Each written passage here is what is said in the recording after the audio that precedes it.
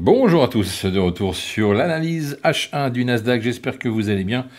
On va essayer de voir un petit peu ce qui s'est passé hier, on attendait des retours sur la liquidité. Bah écoutez, on avait programmé une petite flèche ici pour se dire éventuellement qu'on pourrait monter directement sur les 19 000. Bah on y a été, hein, mais ça a été pénible. Pas du tout de retour, à part ici, peut-être pendant une heure, mais ça n'a pas non plus été exceptionnel. Et ça n'a fait que monter. Et ensuite, il a fallu attendre beaucoup plus tard pour avoir un retour sur cette zone de liquidité que nous avions tracée. Bah écoutez, on efface tout et on recommence comme d'habitude. Alors, évidemment, on retourne en daily pour ceux qui découvrent la chaîne. Bah écoutez, je vais vous montrer comment j'analyse le Nasdaq en une heure. On va refaire toutes les bases. Donc ce gap-là a été comblé, c'était un vieux gap, on peut le dégager, mais il nous reste celui-ci qu'il va falloir combler à un moment donné, donc on va regarder ça juste après. On va d'abord se focaliser sur le plus haut, comme toujours, avec une énorme mèche ici, évidemment, et le plus bas de la journée précédente, ok.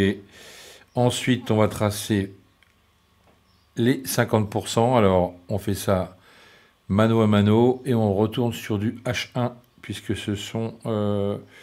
c'est l'horaire qui nous intéresse le plus pour éventuellement avoir des zones intéressantes.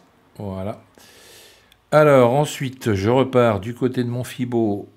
Ici, 50%, d'accord. Et il faut savoir qu'on a également, entre ces deux niveaux-là, toujours un niveau intermédiaire qu'il faut aussi tracer parce qu'on a également souvent des retours.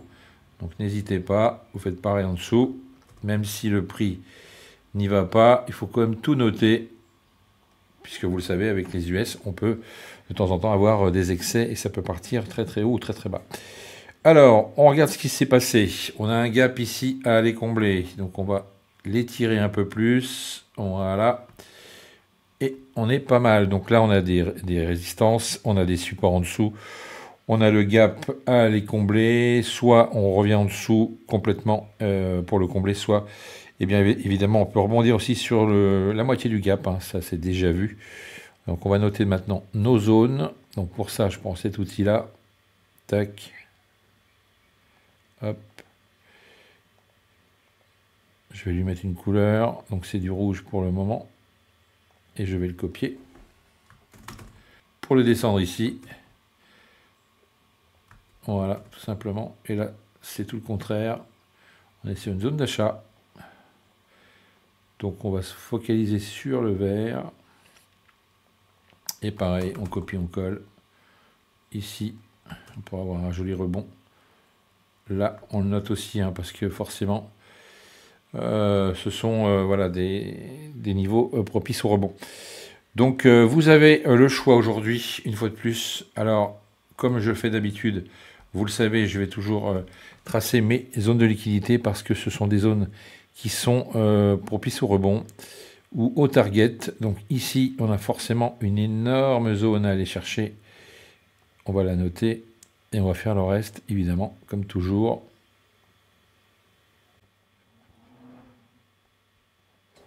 Voilà.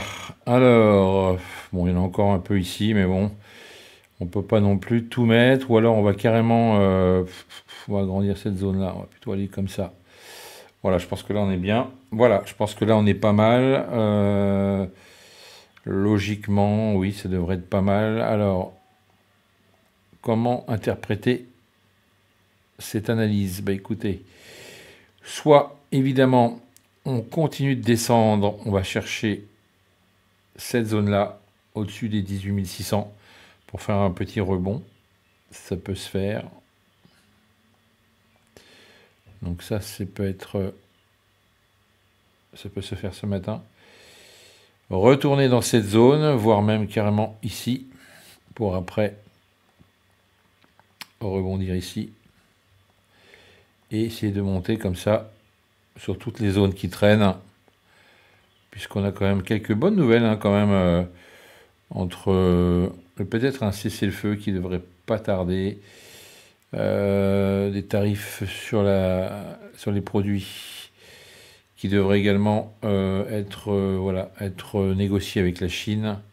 Des résultats d'entreprise aussi qui sont plus ou moins bons. Tac, tac. Ok, donc là on a le 19 000. Alors attention, parce que là on a le 19 000 quand même. Il va falloir essayer de les passer. Ça va moins être évident. Peut-être un retour dans la liquidité. On casse. On vient taper juste en dessous de la grosse zone là-haut. Un retour sur les 19 000.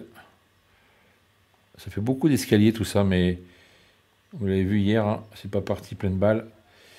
Voilà, bon, ça peut être sympa ça, si on reprend la même journée qu'hier. Ça peut être une idée. Sinon, on a également un retour direct ici sur la moitié du gap. Ça peut être une idée d'aller chercher ici. Ouais.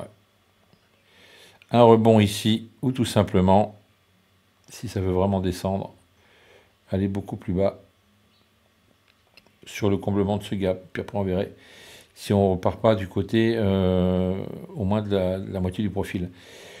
Donc voilà, ça peut être une idée comme une autre. Sinon, est-ce que ça va monter directement pour nous donner encore la même qualité qu'hier sur la hausse? Pourquoi pas? Mais on irait d'abord essayer d'aller chercher ce niveau-là pour combler un peu cette liquidité.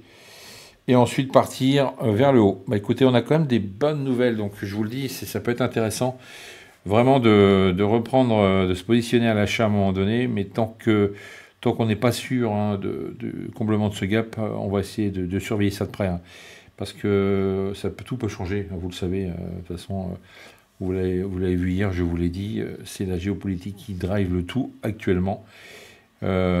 Techniquement, des fois, c'est super compliqué. Ça ne réagit pas comme on veut.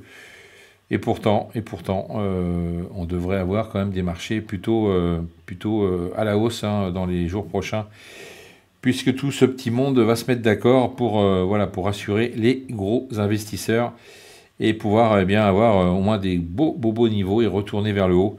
Ça serait plutôt sympathique.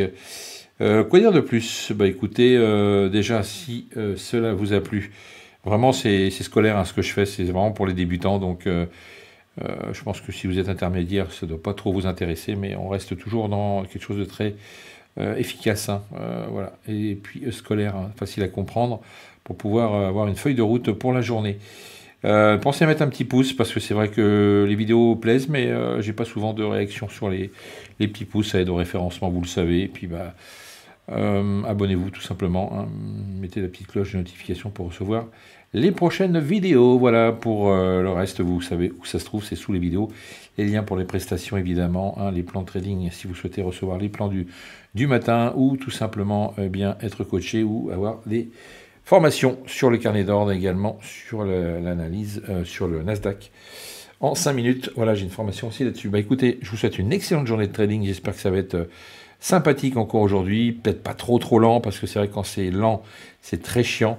Donc si vous êtes un scalper, bah, plutôt rendez-vous cet après-midi à 15h30. Moi je ne serai pas là évidemment, je l'ai dit au coaché, je suis un petit peu en repos, j'ai du monde, donc du coup, je vous raconte ma vie, mais voilà, j'ai besoin de faire un petit peu le break hein, sur les graphiques, parce que de temps en temps, il faut aussi savoir se retirer et se reposer, et se détendre, et voir un petit peu autre chose, et surtout prendre l'air. Voilà, je vous souhaite une bonne journée. Je vous dis peut-être à demain, sans problème. Ciao. FX Corp Trading.